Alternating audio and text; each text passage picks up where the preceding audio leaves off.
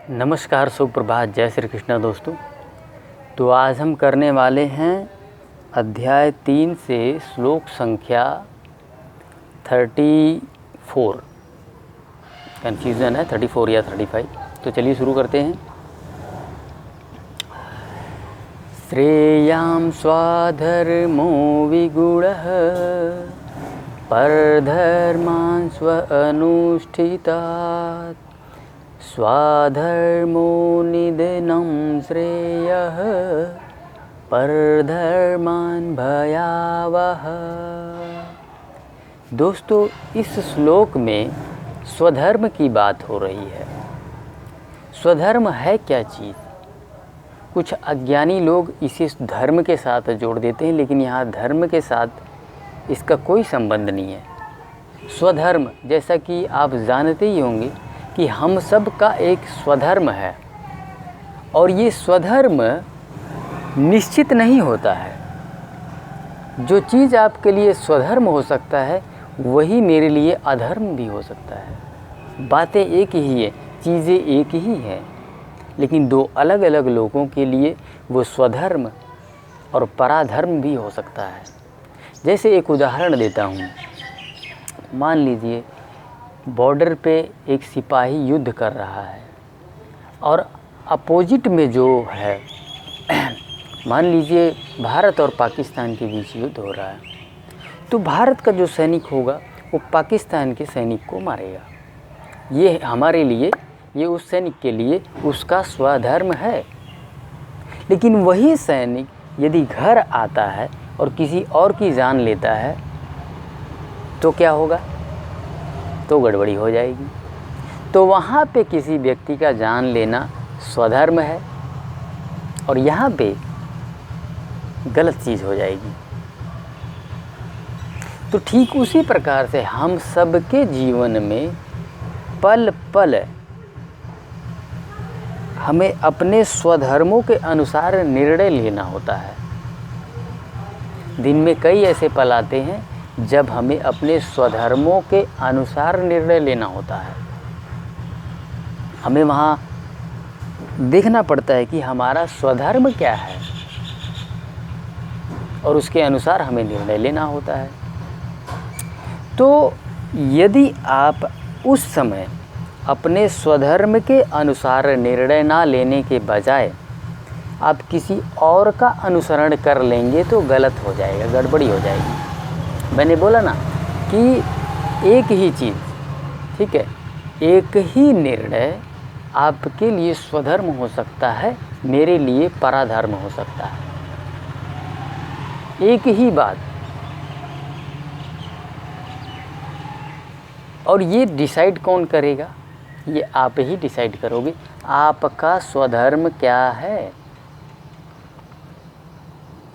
और ये भीतर से अंतरात्मा बताती है। अगर आप ध्यानपूर्वक उसे सुनेंगे तो आप अपने स्वधर्म को पहचान पाएंगे।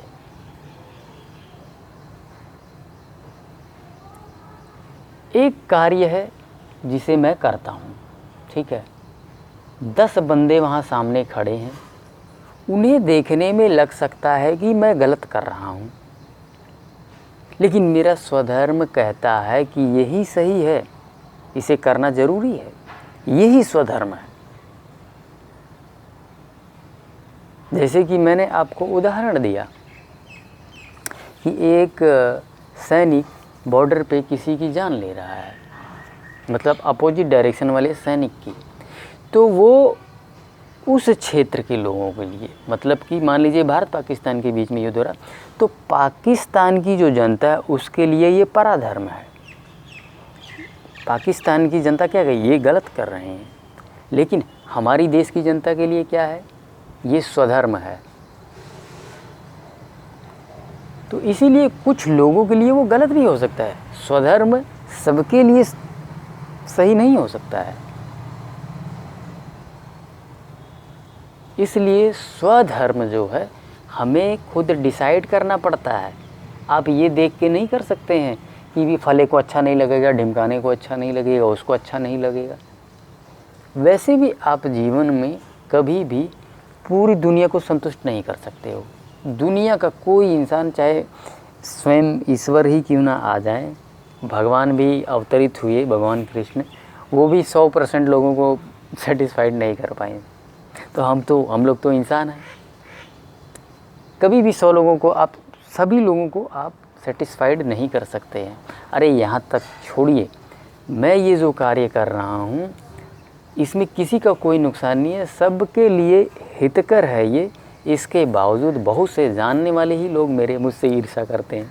सोचिए कितनी गलत बात है।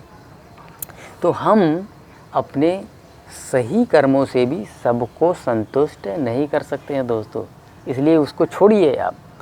आपका जो स्वधर्म है उसको अपनाइए, छोड़ दीजिए उन सबको, आप संतुष्ट नहीं कर सकते हैं उनको। आप अपने भीतर का जो स्वधर्म है उसको सुनिए, और आपके भीतर का जो स्वधर्म कह रहा वो मुझसे भिन्न हो सकता है, अपोजिट हो सकता है, आपके मित्र से भी अपोजिट हो सकता है यहाँ तक कि, लेकिन है वो आपके लिए स्वधर्म।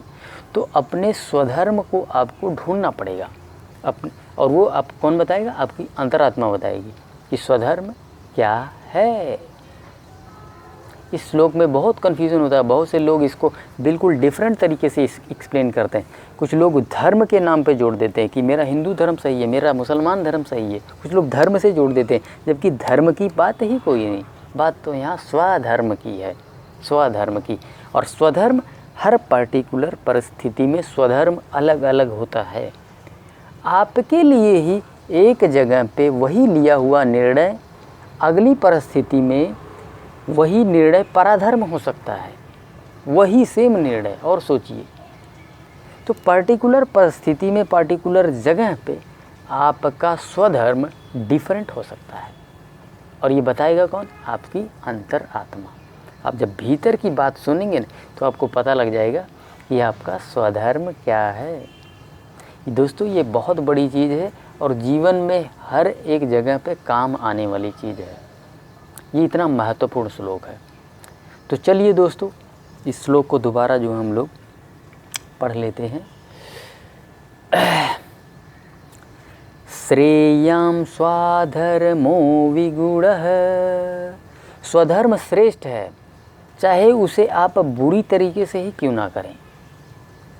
और पराधर्म बिल्कुल निकृष्ट है, चाहे उसे आप भली भांति ही क्यों ना करें, खूब अच्छे से करें तो भी वो निकृष्ट है। श्रेयम स्वधर्मो विगुणः परधर्मान भयावह, स्वधर्मो निधनम श्रेया, जो आपका स्वधर्म है मरते दम तक भी श्रेष्ठ है। जैसे मैंने सोल्जर की बात करी, फौजी की बात करी, यदि वो व्यक्ति अपना प्राण भी वहाँ दे देता है अपना स्वधर्म को निभाते हुए, तो वो श्रेष्ठ है, मर के भी श्रेष्ठ है। भगवान यहाँ कह रहे हैं आप स्वधर्म निभाते निभाते मर भी जाएं तो भी वो श्रेष्ठ है।